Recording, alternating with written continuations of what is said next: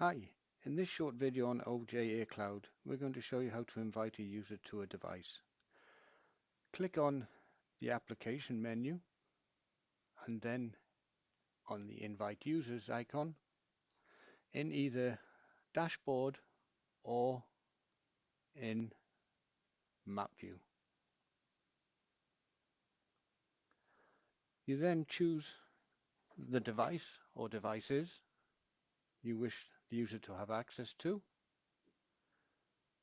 fill in the user's email and then click on invite.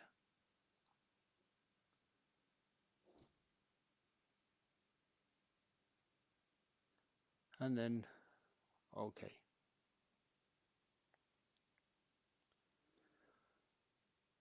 For further information, please visit our website at www.ojelectronics.com.